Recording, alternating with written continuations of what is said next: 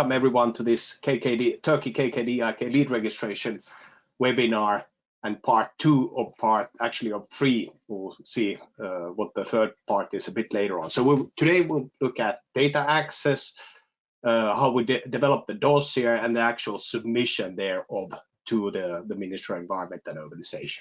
So it will be a very full webinar today. So we have 2 trainers or presenters today. So it's myself, Frederik Johanson. I'm a partner at REACHLaw, head of sales, chemical engineer by background, have been working with EU REACH topics, and as of late also obviously Turkey related compliance topics.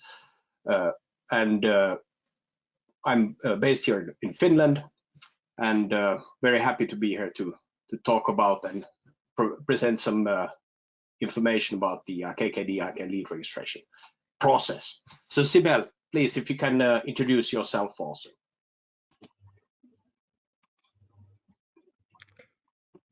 Hello everyone, and welcome to this webinar session. My name is Sibel Kilic. I'm working at REACHLaw Turkey as a regulatory affairs manager and leading the team in Turkey. I'm a chemist as a background, and I hold a PhD in organic chemistry. In my career, I have been involved in many chemical management related projects for more than 10 years. And my main areas of expertise are REACH and REACH-like global chemical regulations as KKDIK. In addition, I have knowledge and understanding of REACH and KKDIK on representation and supply chain communications. Thank you. Thank you, Sibel.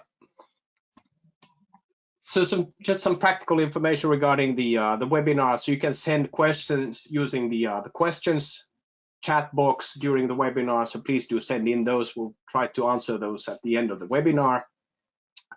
And also we will make a recording of this webinar. So we will share the link to the recording after the webinar. So you can always come back to specific topics or content in the webinar at your discretion. And of course, please feel free to provide us feedback. We would appreciate that very much.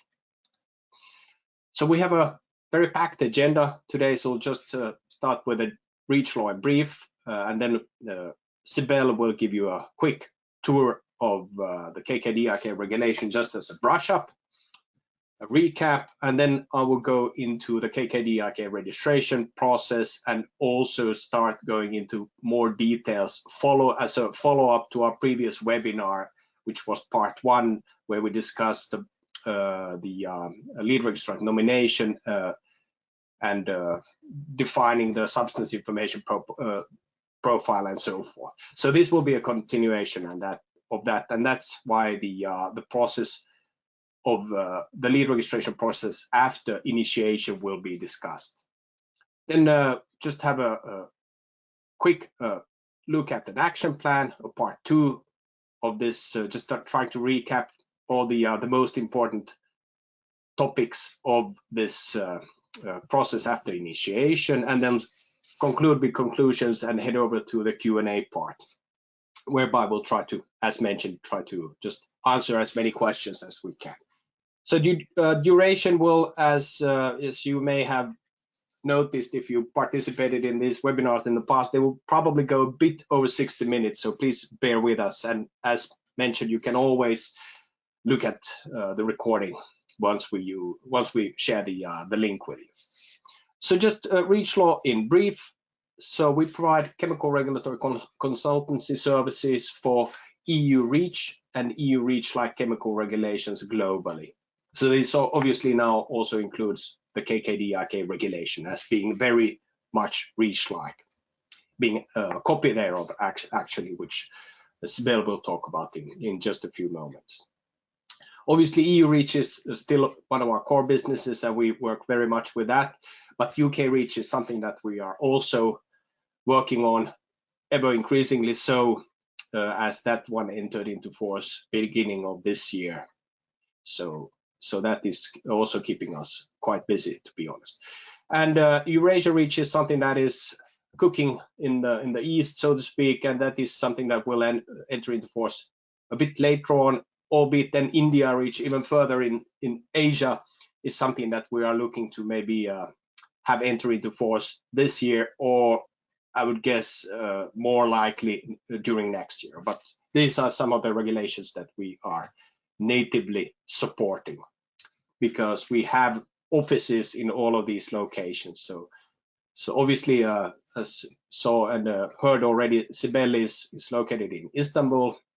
So she will be presenting her part of the webinar from there and from our local office.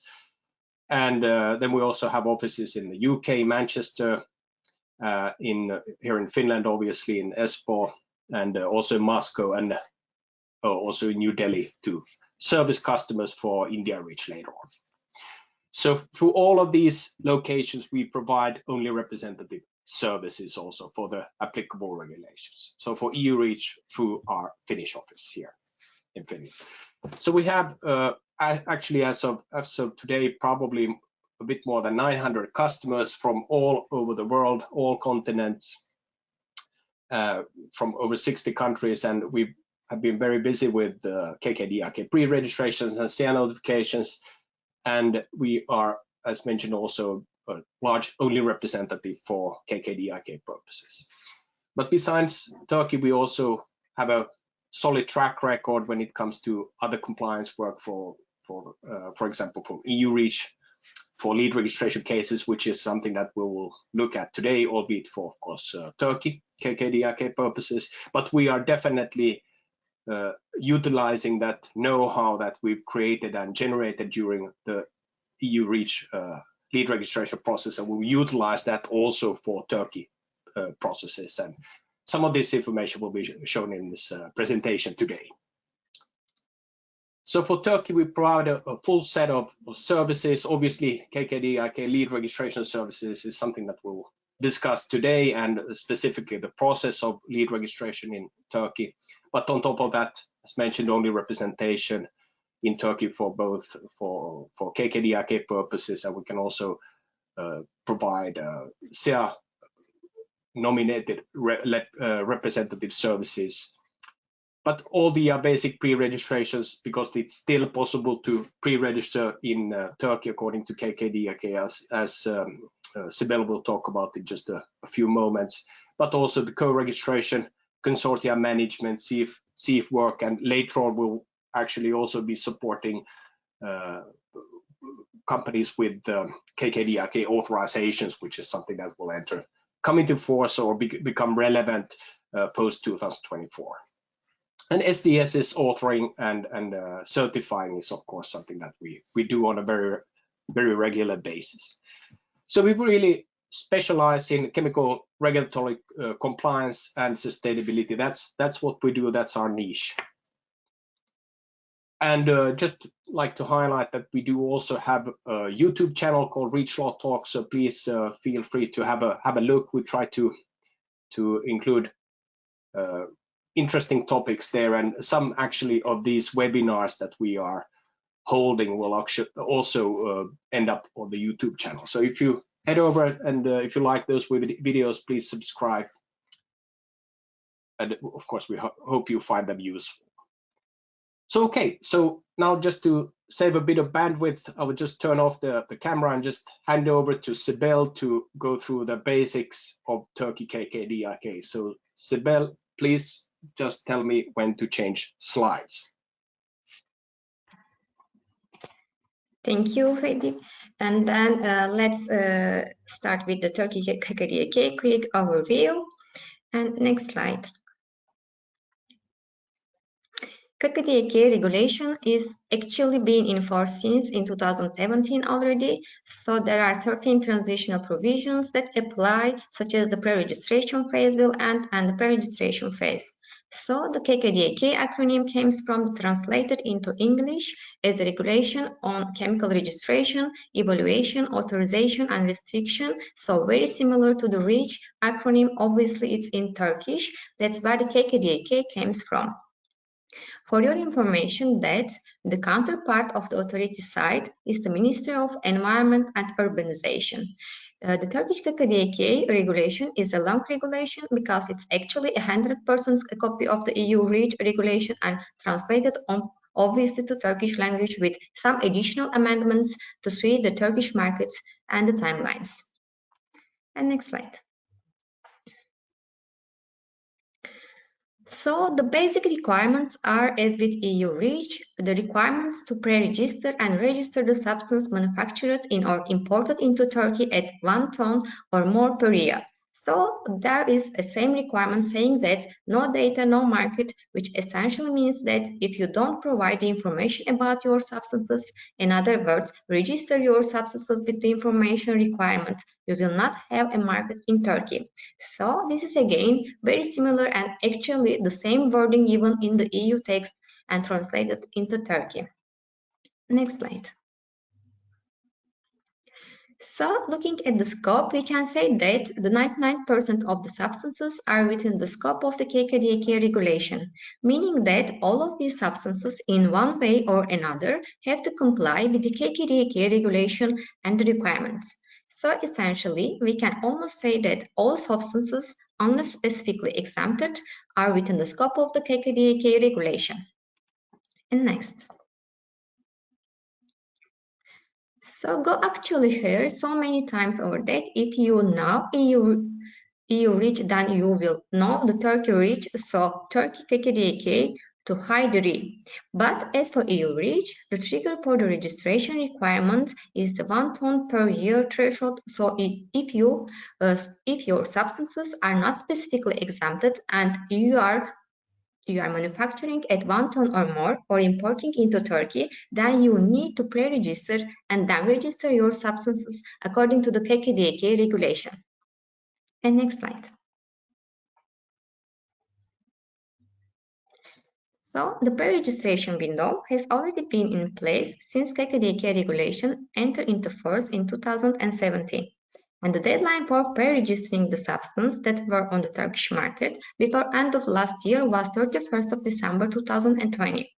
Later on, at the end of the last year, the Minister of Environment and Urbanization published the announcement in the authority website indicating that the pre-registration function in KKS IT will continue operating also after the 31st of December 2020. This announcement was indicating that after the pre-registration deadline, not only the late pre-registrations, but also the pre-registration will be possible. Nevertheless, by these announcements, the Minister of Environment and Urbanization also highly recommends companies that won't be able to pre-register their substances by the 31st of December 2020 to pre-register as soon as possible. And next slide. So, strictly speaking, a pre-registration must be in place before you place the substance on the Turkish market from the 1st of January 2021. If you have not KKDIK pre-registered already, please do so as soon as possible. And next slide. So we will just look at only representative. We would like to highlight that it is good for you to understand as a non-Turkish manufacturer or as a non-Turkish formulator, you can assign an only representative in Turkey to take care on KKDIK on importer obligations. So this is pre-registration and registration. So when you select an only representative, the only representative has to be a natural or legal person resident in Turkey.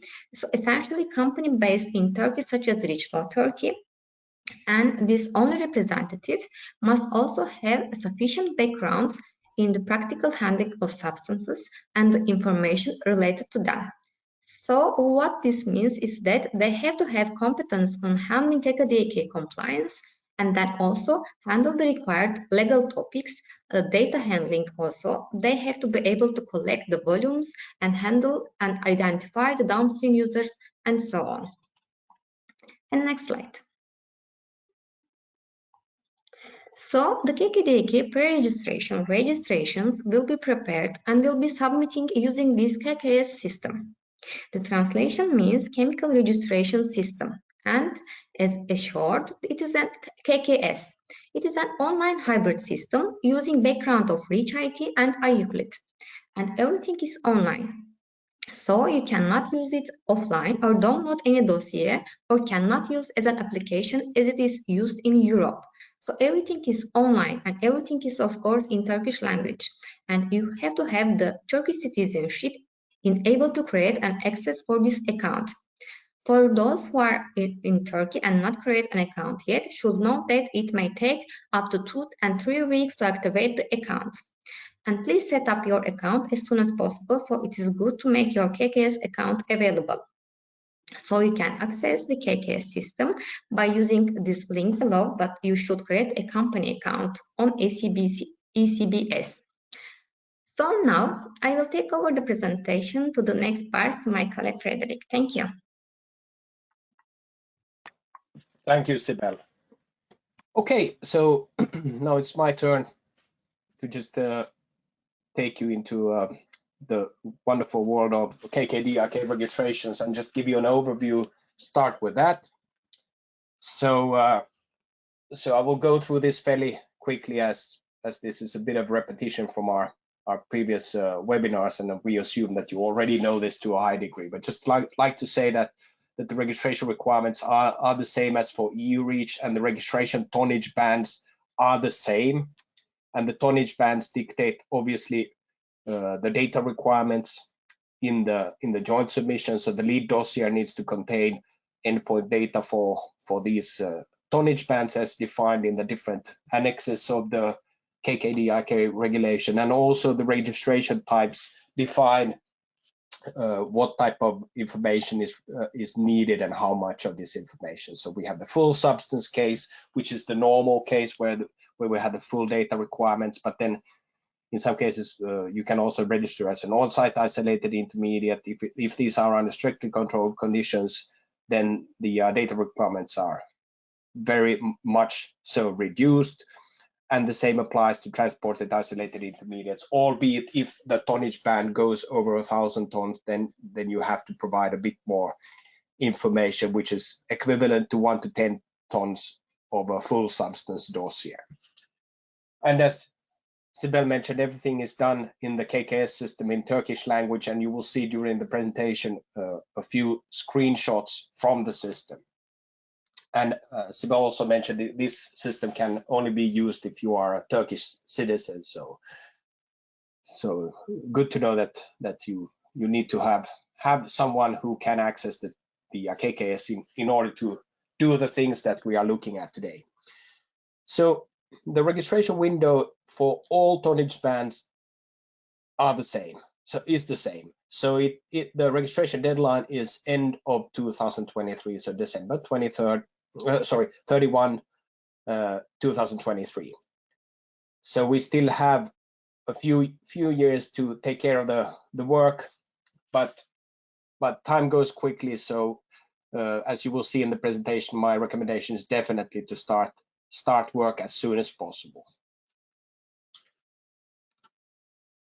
As for the data requirements, just as mentioned, it increases by the tonnage band. So here we are looking at the full substance type, meaning these registrations for these tonnage bands have to provide the full data set according to the different annexes, so Annex 7, 8, 9, and 10 of the KKDIK regulation. So 1 to 10 tons having the least amount of data requirements, then obviously increasing as we go up in the volumes. And good to know that actually a chemical safety report is required for registrations of substances starting from 10 tons and above. And this chemical safety report then also needs to have these exposure scenarios included if the substance is hazardous. We'll look at that a bit separately also.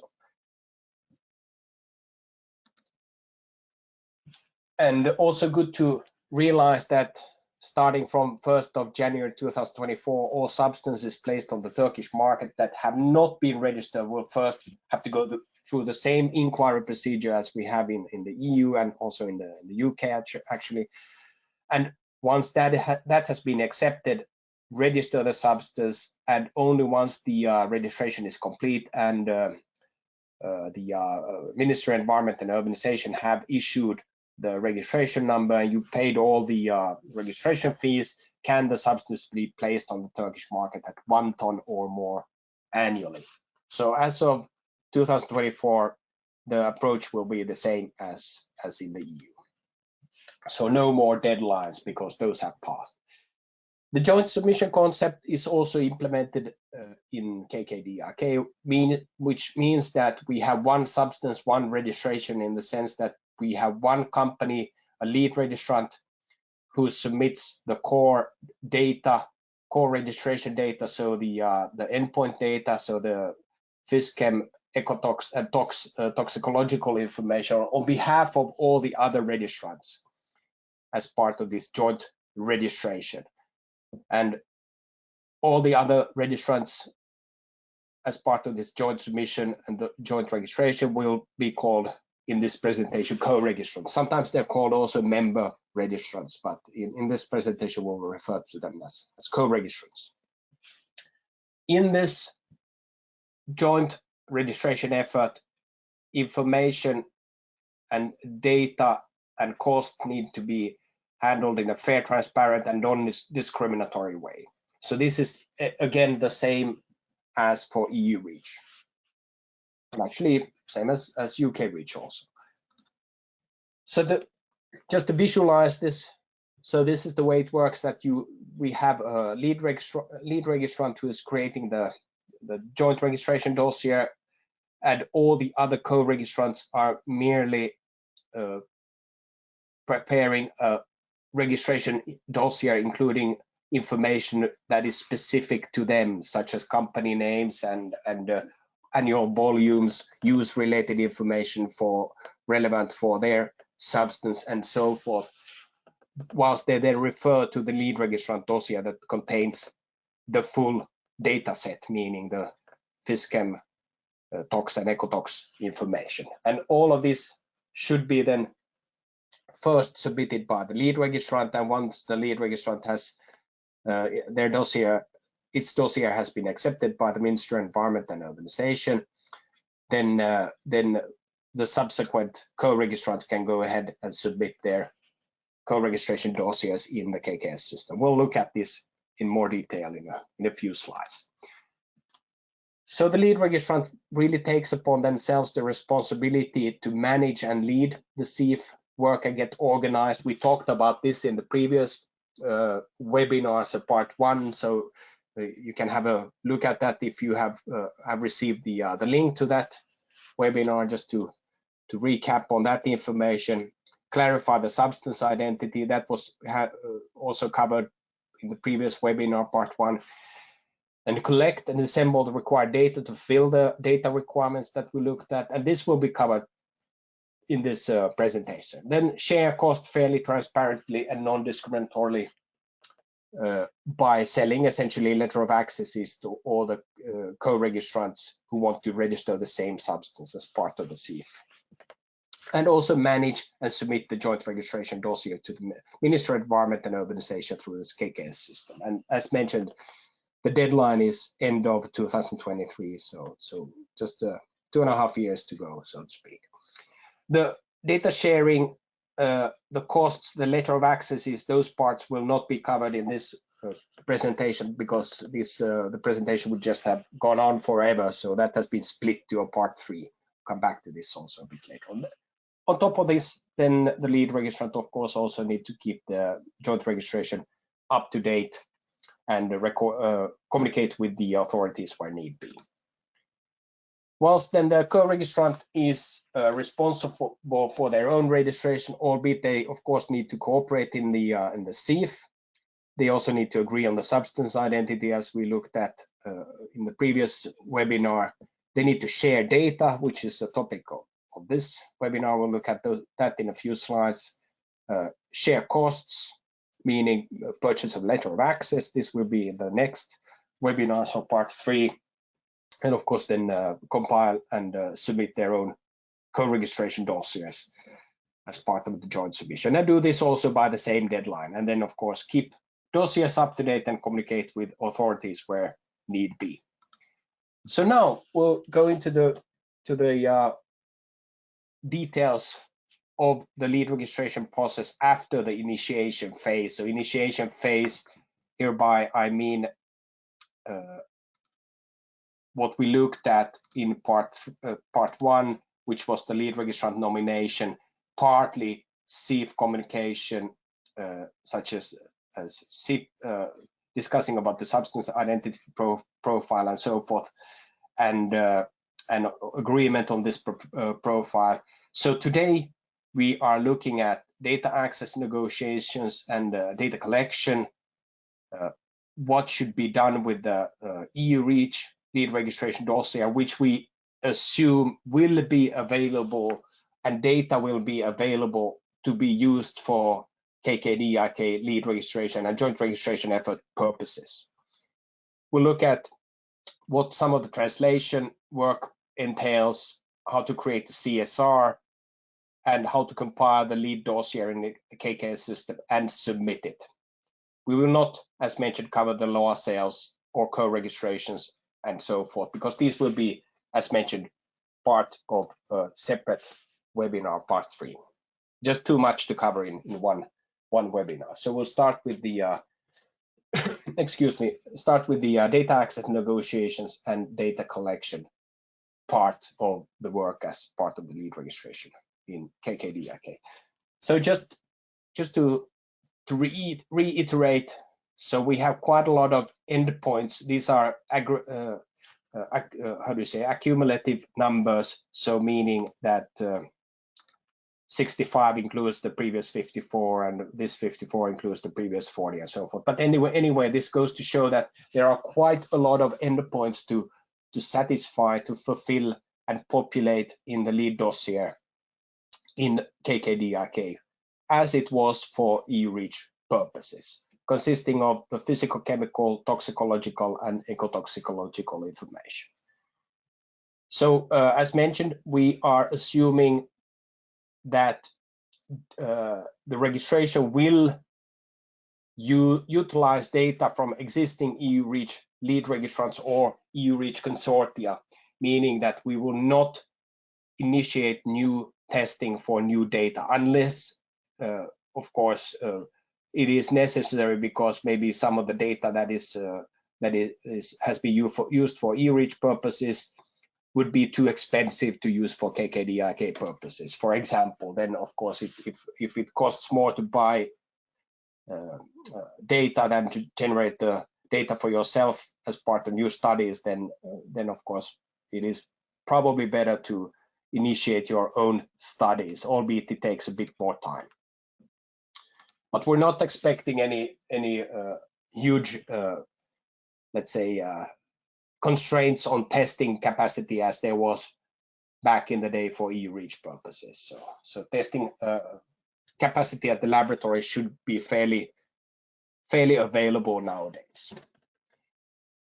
So the main point is to acquire legitimate access to the data that is needed for the KKDIK joint registration, and this will be the key activity of the lead registration work we have anticipated and we're expecting. We're expecting most of the time to go into actually getting the legitimate access to the data required for the joint registration in Turkey.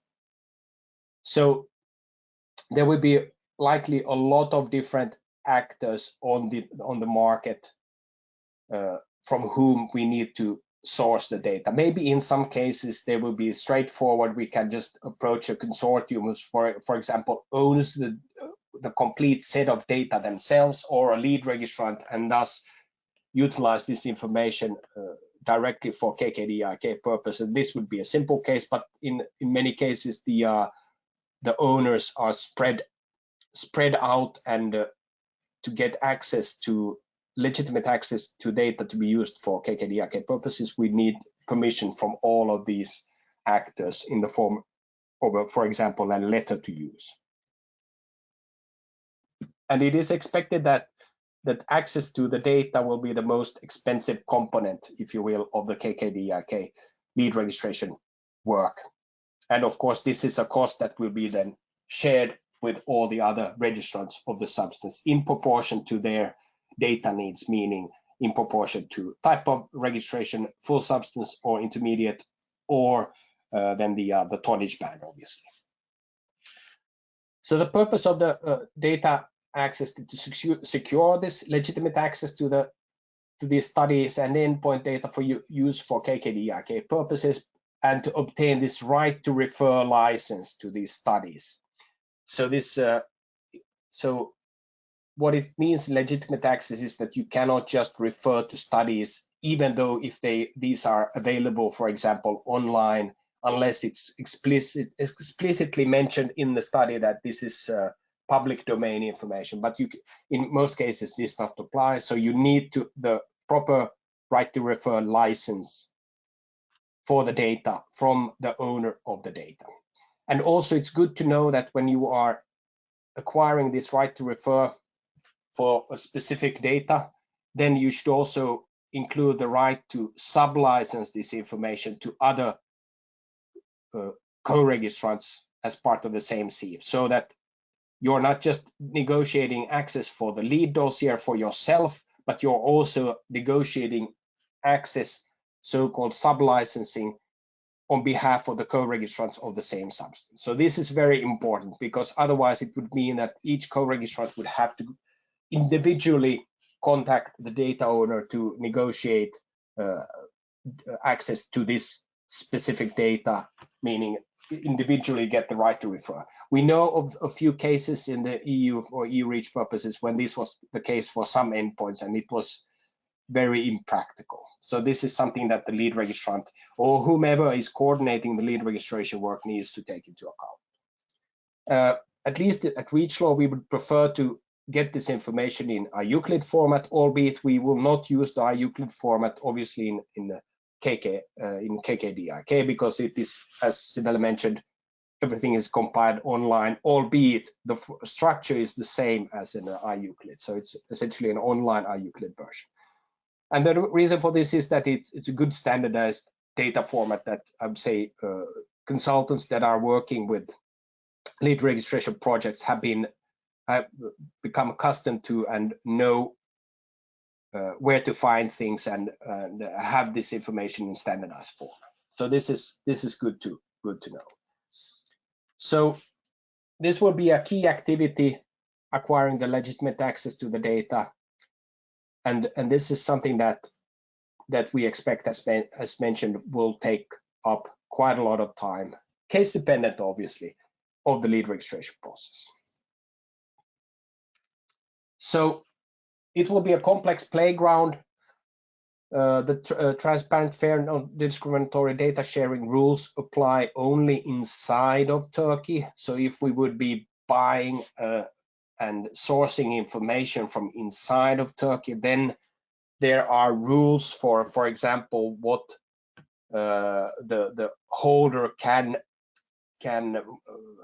ask for the data, because it has to be fair, non-discriminatory and transparent, whilst then data holders from outside of Turkey can essentially ask for anything for the data to be used for KKDIK purposes. I don't think in most cases this will be the case, but legally speaking, there are no limits for what can be asked for a study. Of course, if they ask too much, then likely it is the outcome will be that it is cheaper to actually generate new data and go with that. And the other drawback of generating new data is that maybe this new data is then even better than what was used for EU REACH purposes, and calls the question that maybe the EU REACH dossier should be updated with this new information. And then, of course, a company that started or initiated new information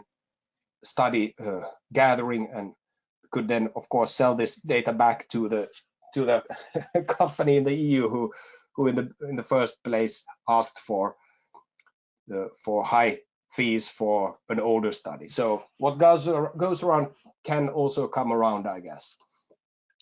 So as mentioned earlier, it's good to understand that the information that also many of the existing EU REACH consortia negotiated is actually for the EU REACH registrants and co-registrants. So they cannot, in many cases, they cannot themselves provide access to this data for KKDIK purposes, but they need to contact the original data holders to then negotiate access, or then they just tell tell the lead registrant in Turkey to contact these particular data holders to negotiate the data requirements directly, which is, I think, will be the case in most cases where this type of a setup applies.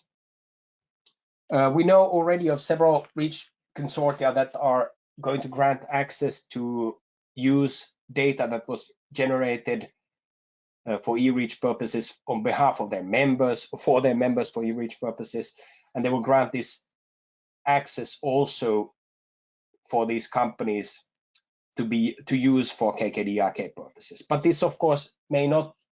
This usually means that they will grant access on a company level. So, of course, these companies cannot then go ahead and sell this information forward to the Turkey lead registrant, for example, to be used in the lead dossier. But because we need the full right to refer and the sub-license agreement to cover all co-registrants.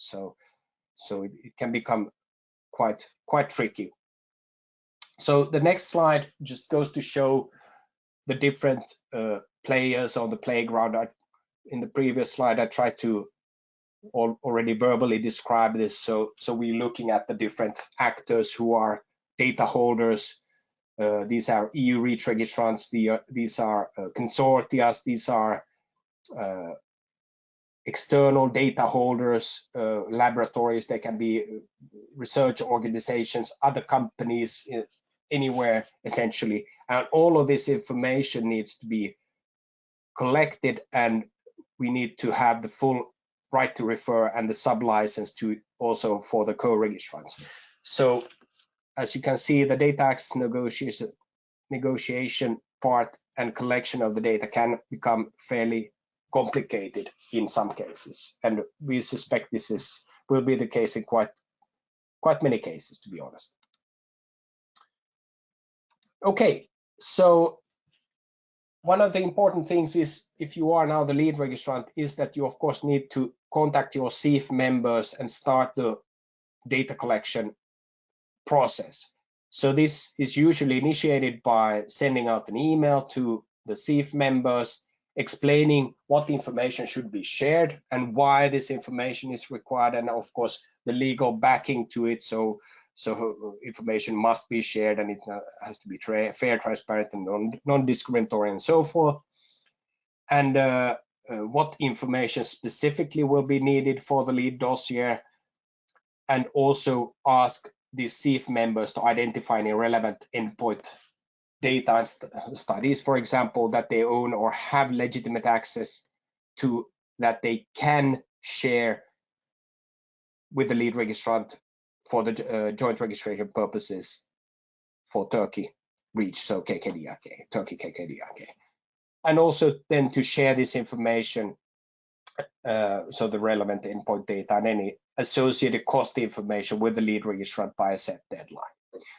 So in the past, we've used, for example, this type of a data collection form. This is obviously in English language. We will provide it also slightly modified and case dependent, obviously, to the SIF to fill in where need be.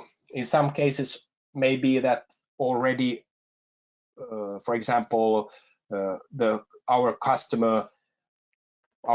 customer who has appointed REACHLaw as an OR already is a lead registrant for e-reach data purposes and already owns the full data set themselves. In those cases, it is of course very straightforward, because we have all the data, but we still need obviously to collect this information from the SIF, because at the end of the day, the idea is that SIF members do not have to pay for information that they already have. And if they have information, they should also share it and provide cost-related information. Then it's up to the lead registrant to see what is the best data, what is the most cost-effective data, and utilize that in developing the lead dossier. And this, of course, will eventually constitute the letter of access fees. So once all the information has been collected from the SIF or the other sources, then of course we need to also just generate a data gap analysis. Don't think this is a a big deal in Turkey because we assume that most of the information is available for e-reach purposes. But anyway, if there are any gaps in the data, then of course we will need to analyze what that means and try to fulfill those gaps in one way or another.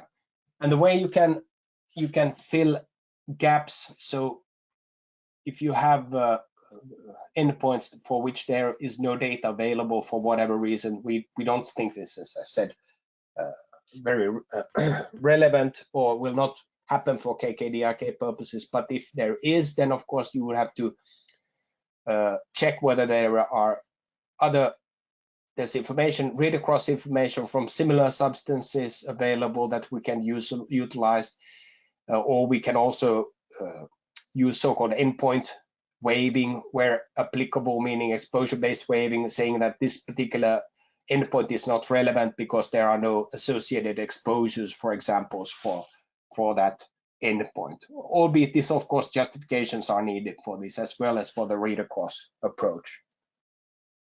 And then also reliable data can be modeled using QSARs and so forth. This was not very prominent in EU REACH due to probably the limitations of the models used at that time. Maybe this will be more relevant in the future.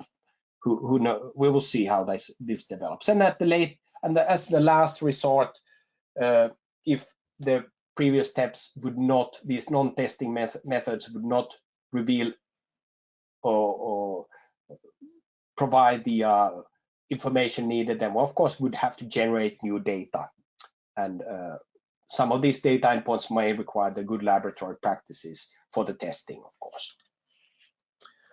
So on a theoretical note, maybe there may be some of the EU data that could maybe be called into question due to the tests have been done on species that are only available, for example, in one of the EU countries versus what are available in Turkey. So we don't expect this to be relevant, but nonetheless, just wanted to highlight that certain fish studies, certain terrestrial studies could need to be done if for whatever reason, for example, the Turkish authorities call into question the applicability of the species used for these tests. I don't see this as happening. We know that this has happened for EU studies used in Asia and vice versa, but I think as Turkey is much closer, obviously, to the EU and local tests and species there, I don't think this is a big issue. But nonetheless, just wanted to also highlight that. And in this this slide, you can see some of the testing costs for a full set of tests for a 1 to 10 ton dossier. If you have no information, you can't waive or read across any of the endpoints and stuff, which is very unlikely. Then based on a few years old data, the cost would be around 100,000 then. But then going up in the volumes, the cost would increase. But this is just here to show you some examples of some tests based on a study from 2014 actually. Anyway, as you have, and if you have, let's put it this way, if you have already EU REACH registered, then of course you will have some advantages from that, because if you are part of a consortia, they may as mentioned, extend the right to use also EU REACH data for non-EU REACH purposes, such as Turkey KKDIK registration. You may then, of course, also as part of your EU REACH efforts, own some data, wholly your own or then partially, and this can be utilized for KKDIK registrations. You may even get some money back, and you definitely do not have to pay for this information again. The dossiers you created and used for e-reach purposes, this information is relevant. It's good information that we can use for KKDIK registration purposes. And also, of course, you can utilize and reuse information such as analytical information you generate for e-reach purposes. You can utilize that also for KKDIK purposes. So if you've invested in EU REACH, you will find that there are some synergy effects you will get. It will be a bit easier for you, if you will, the KKDIK registration process. Okay, so next, looking at review of data, translation, and creation of the chemical safety report, so the CSR. I will go through this quite quickly. So the aim of this dossier review, we call it the dossier review, is just to get an understanding of how the EU dossier, so hopefully the latest and most up-to-date version, has been compiled, and also how the chemical safety assessment has been done, and what conclusions have been drawn, and so forth. So we need to, as a lead registrant, understand what information we are populating in the KKDIK lead dossier. So that's why a review of some sorts is definitely recommended. During this review, you will also see that, is the quality still top-notch? Do we need to do something about the quality? Maybe some of the read across information used for EU REACH purposes were not entirely founded, and that may result to some issues in the KKDIK lead dossier. So essentially assessing the adequacy of the available information. The same applies to the chemical safety report where applicable, of course. So at less than 10 tons per year, substances do not have to have a chemical safety report. And then much of the information actually will be contextually translated from the existing data from for example, the EU REACH lead dossier. So if we look at the EU lead registration dossier, then the input data, study summaries, robust study summaries, and so forth will be contextually translated to form the KKDIK lead dossier. So what this means contextually is that there's no need to word for word translate text. In some cases it may be easier, but in some cases it's enough to contextually translate, meaning you are translating the meaning of the text, not word for word. That's what we mean by contextually translate. And the same applies for the chemical safety report.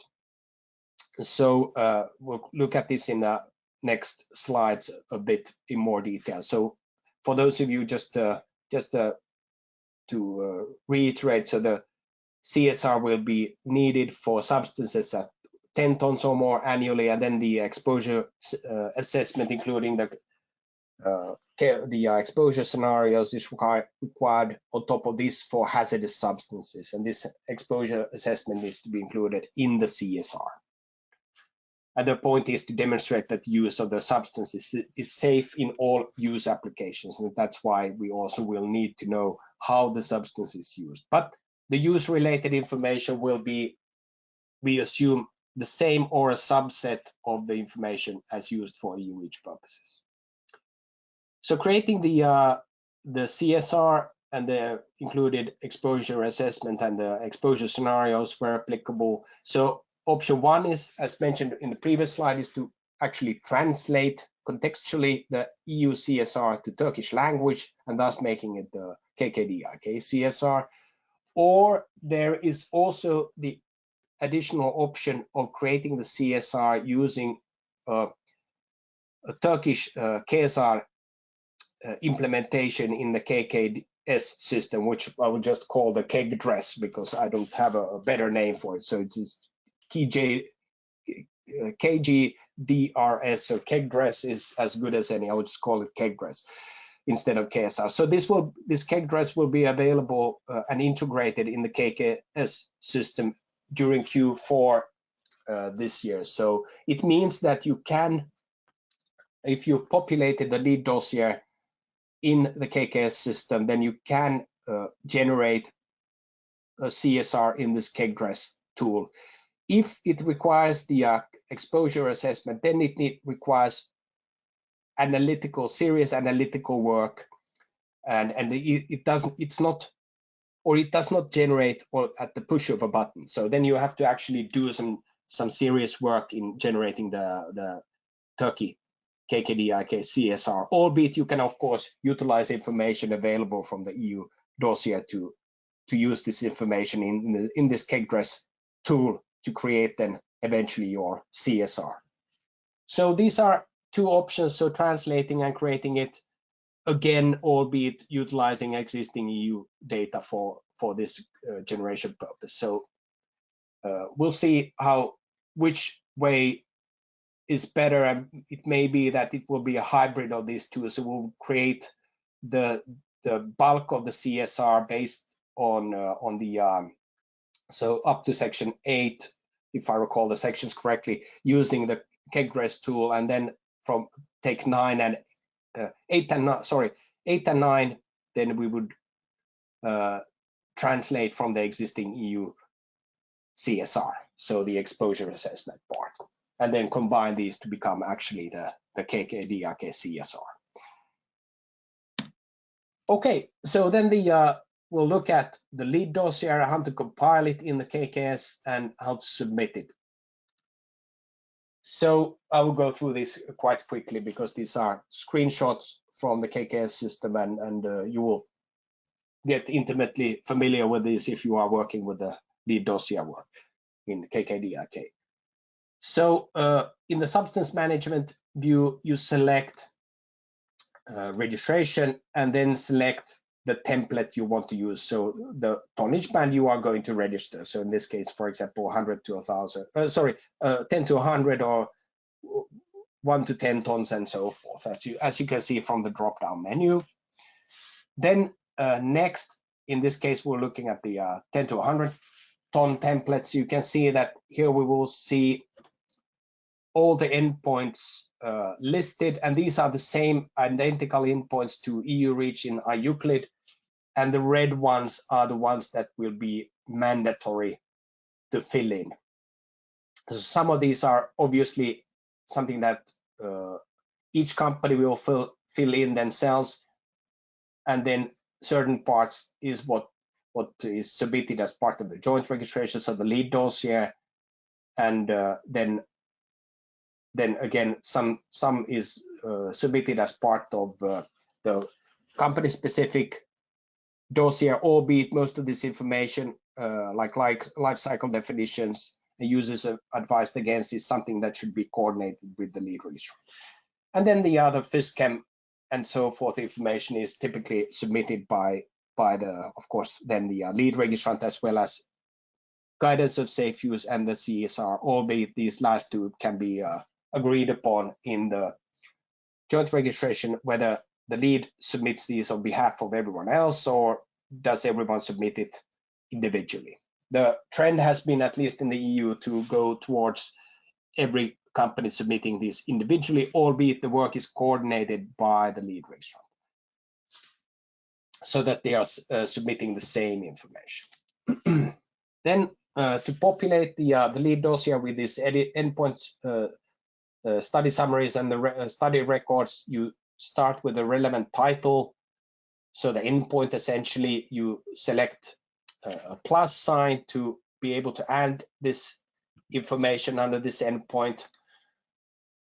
Then you select the summary or study record and enter the name of the study record and click save, after which you will be able to then go into a menu whereby you can click this blue icon to be able to then go into the system to actually edit this information. So for those of you who have worked with IUCLID, you can see that this is, the structure is the same and the functionality is the same, albeit everything is online. So if you've used IUCLID, the ECA online version, then I think this is fairly close by to that, except that everything is obviously in Turkish language. And then at the end of, you will be able to actually populate the information according to the template, so the endpoint information. And once you've done, you select the save button at the right. And then, as said, if you want to use this KGRES, so the CSR tool, you need to first have your IUCLID dossier, your KKS lead dossier populated, and once that is populated, you are able to then click a button and import this information into this KKDRES tool, which will be available, as said, later on in the year, hopefully. So we will not cover the generation and go into CSR in any great details in this presentation. So good for you to know also that once you have compiled your dossier, of course, you need also to have it reviewed by a chemical assessment expert. And this is a person who has been qualified, has this qualification given to them as they've attended a training course essentially organized by the government in Turkey. So not just anyone can go ahead and review a lead dossier. It has to be a chemical assessment expert, this KDU. So this is different from EU REACH because we did not have any official reviewers of lead dossier information. So the information that they will review in the lead dossier and must review is the information on manufacture and use of the substance, classification, labeling, the study summaries, robust study summaries, as well as the chemical safety report where applicable. So the KDU does not themselves have to prepare the dossier, they just have to review it. But for example, if REACHLaw prepares a lead dossier, then our people are also KDU qualified, so the preparers will actually also later on review the dossiers themselves. Well, once you have your sections in the dossier completed in KKS and it has been reviewed, then you can go ahead and perform the submission. So you submit in the KKS, you go to substance management, select registration, and then you select the applicable substance and essentially click submit. And what happens at this point is that there will be a technical completeness check performed on the data set. So it will warn if some information is missing or such, and then of course indicate what information is missing, and you will then have to go in and complete this information. And the dossier can only proceed to the next level or the next view, as you see in the slides, in the coming slide, before this information has been properly included in the dossier. So there is this technical completeness check, similar that we had like the validation assistant in EU REACH, for example, or have it still, of course. However, when you pass the technical completeness check, then you will be asked to provide some additional information in the KKS, such as the registration type. Is it a joint registration, yes or no? And the registration type, so are you submitting a lead dossier or co-registration dossier? So this is very similar to if you've worked with IUCLID, is when you create the dossier and you populate the dossier header. So this is very similar to that. Albeit everything is of course online in the KKS system, and you will, based on what you select in the registration type and so forth, you will see also what your joint submission name will be and the registration fees, and these are generated automatically and shown on the screen below. So for example, in this case, for 1 to 10 ton of a dossier, full substance, the cost is 750 lira, which is not that much nowadays. Then when you submit, you have submitted your dossier, then you will get a specific payment reference number according to which you will then have to pay the MOE, so the Ministry of Environment and Urbanization, the registration fee that we looked at previous slide, and we will look at the fees in the next slide.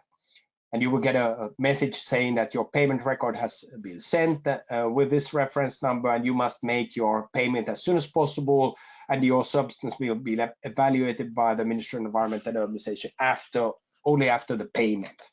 So we encourage everyone to just pay the fee as soon as possible, because that will then initiate the final completeness check by the Ministry of Environment and Urbanization. But once you have submitted this, the SIEF members will be provided with the automatic message in the in the system showing the lead registrant name, the substance details, and also a registration number. And only once the lead registration dossier has been approved can the co-registrant go ahead and submit their own co-registration dossiers. So it better have it approved as soon as possible after submission. So just wanted to show here the fees for KKDIK registration. So obviously the fees for small volumes are lower than for higher volumes, but these fees are anyway a mere fraction of what they were for EU REACH purposes. And unfortunately, the Turkish lira seems to be in a bit of a downward trend. So these fees become even cheaper by the week, more or less. But there's still time, of course. There's time to recover in the exchange rates. But anyway, the fees are much less than for EU REACH purposes.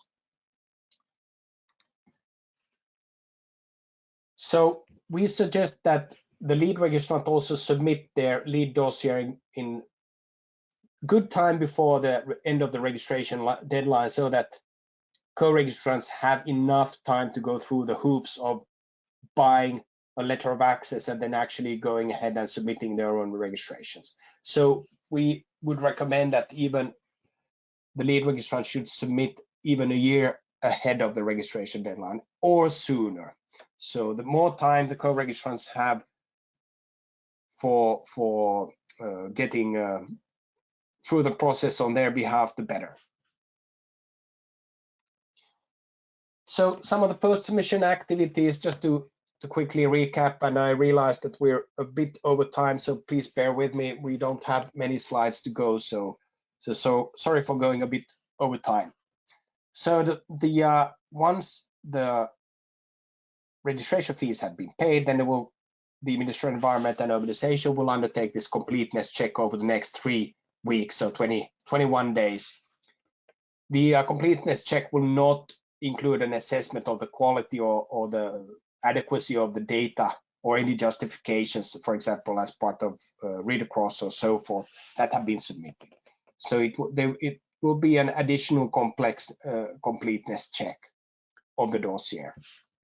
And they will also include a sort of a business check, of course, including that you have paid the fees and so forth. They may then ask, or I would imagine they could ask, if you are claiming you are an SME, that you need to provide some additional information as part of that, or they might reserve that for a later time.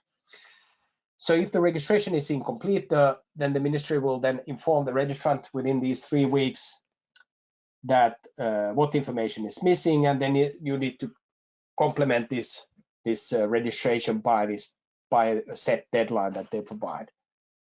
And they must do a new submission by this applicable deadline. If you submit late past the deadline or don't comply with these requirements to update this dossier, then your dossier will be void and you will not be refunded for your registration fees. So you have to start again.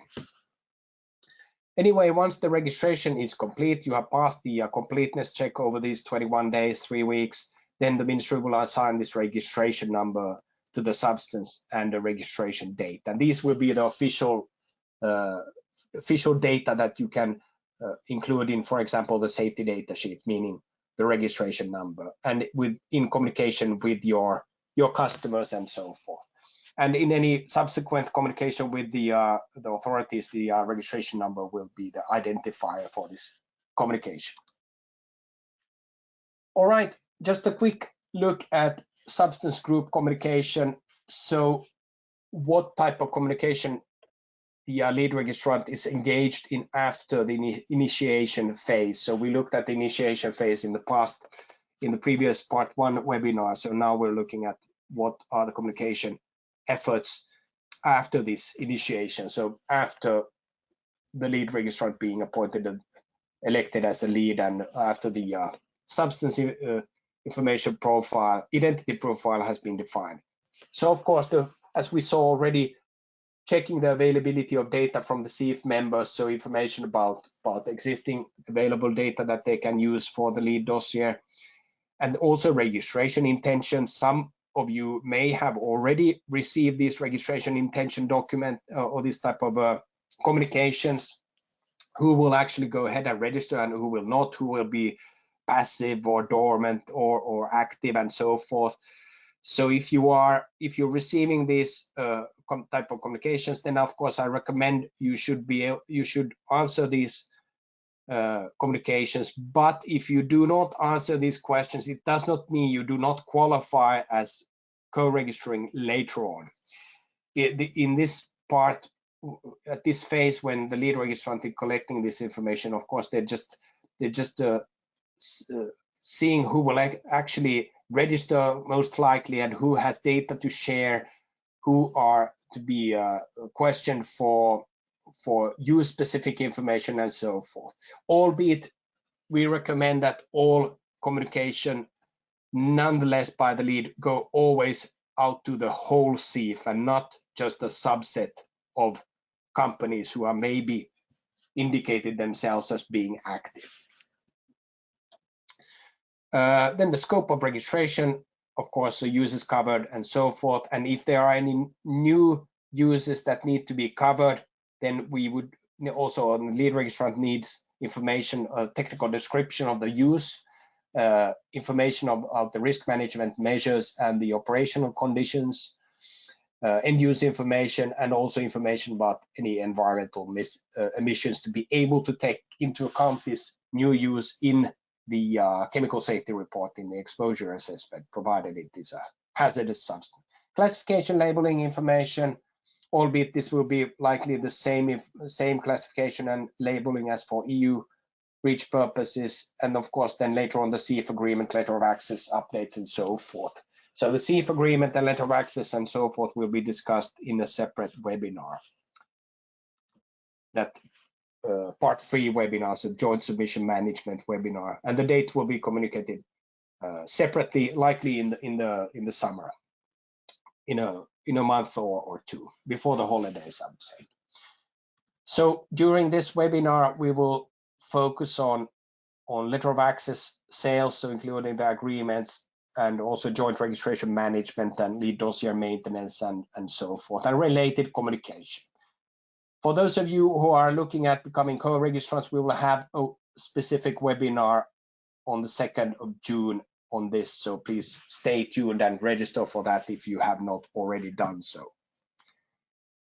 And really quickly, looking at the lead registration action plan, so the part 2 of 3 parts. So the part 1 was discussed in the previous webinar. So obviously start with the joint registration work as soon as possible, because the admin work can be high, because acquiring, for example, this legitimate access to data for the lead dossier can take a lot of time, and prepare to also for this, and if needed, get help with this effort.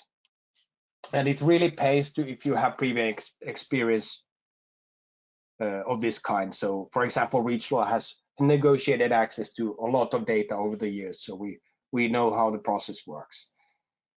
And of course, as mentioned, I'm just highlighting it here many times, is that when you then ask for right to use this information, please take into account the sub-license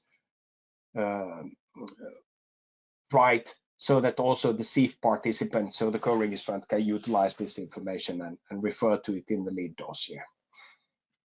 And when using the EU REACH data, which we assume will be the case in almost all cases, if not all, is to just review the data and understand what has gone into the dossier and why, so that you, when you are a lead dossier a lead registrant in Turkey, that you also be able to justify how certain information has been used and why, and so forth.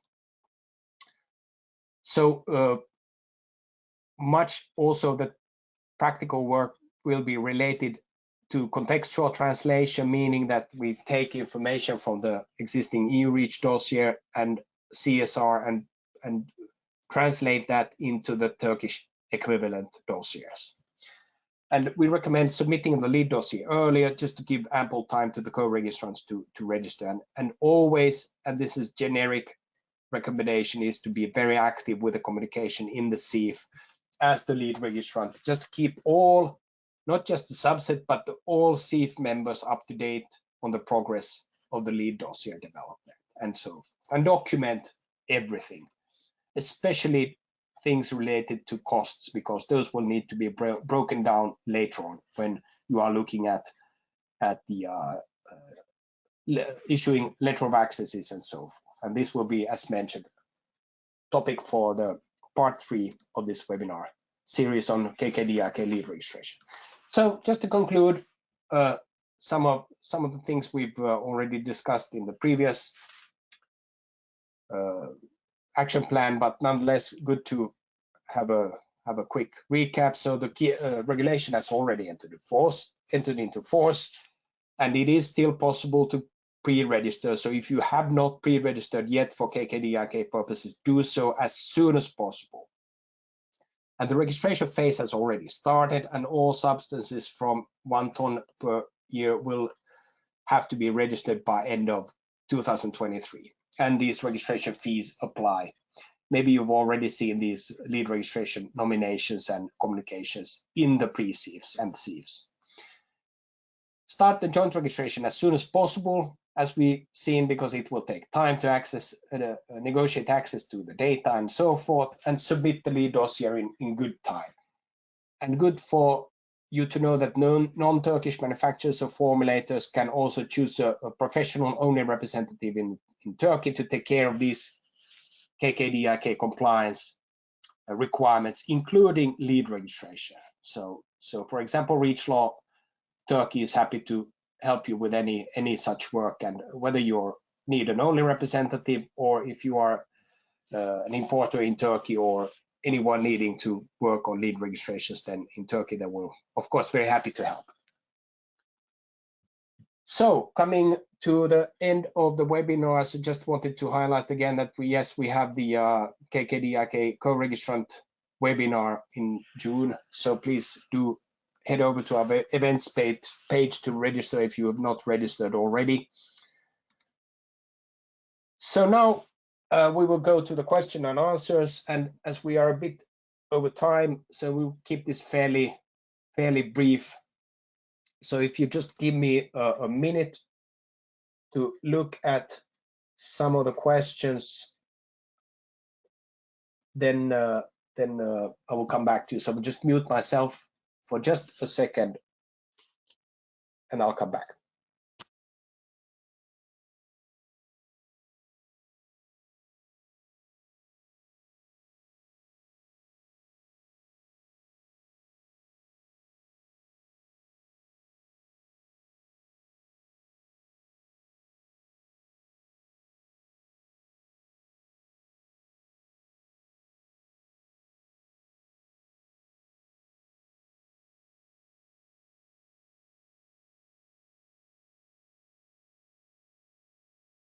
So reading the questions, I'll just take a few ones because, as I said, we're a bit over time. So for those of you who sent questions, thank you very much. For those questions that we will not be able to answer, we'll come back to you by email.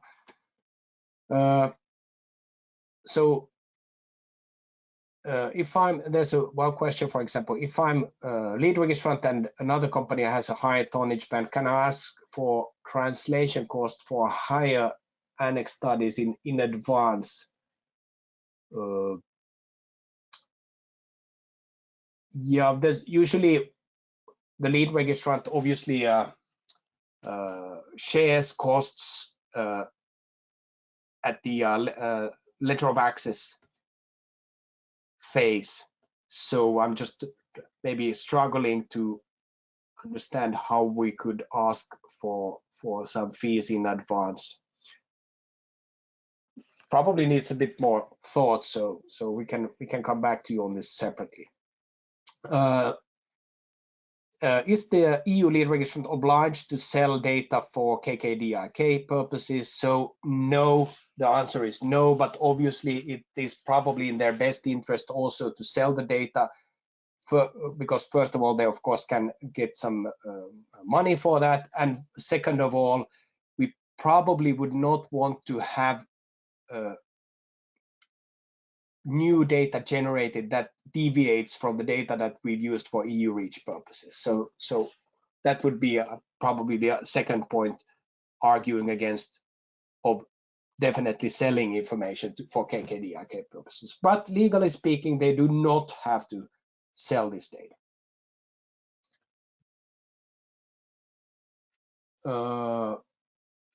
Then let's see.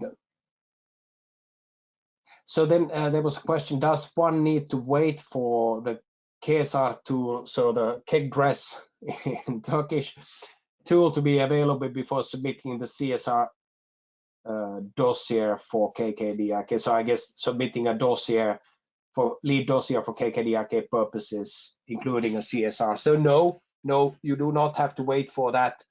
If you translate, for example, the EU CSR into Turkish and include that in the dossier, then of course you do not have to use the Turkish KEGDRES or the KSR.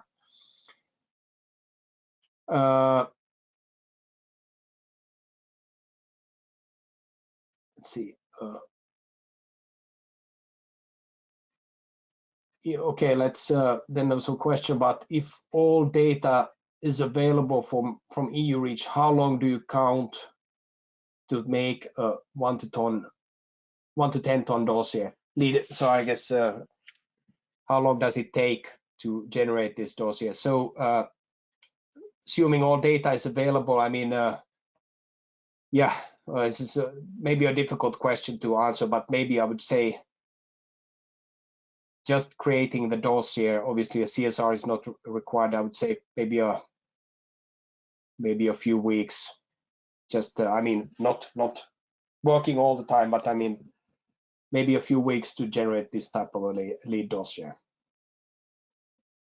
Difficult question, but maybe something order. It is fairly quick because, as you saw in the presentation, it's mostly contextual translation, checking the dossier that it for understanding the information in the dossier and so forth. So I think it would be fairly quick. I think, yeah, what if classification labeling is based on data we do not need to provide in Turkey? Should I classify is one of the questions. This is not, probably don't quite understand the question, so I will come back to that separately. And actually we are so much over time, so thank you for the questions, and we'll come back to you separately for those of you who submitted the questions. So thank you very much. And for those of you who are still with us, thank you very much for your patience. So just want to say thank you very much for attending this webinar by REACHLaw, and thank you very much, Sibel, also for assisting me in having this webinar. Please, if you have any questions or if you need support with KKDIK or any other EU REACH-like chemical regulations, please do feel free to contact us at any time. We're happy to help. So thank you very much, and I wish you a very good day and stay safe.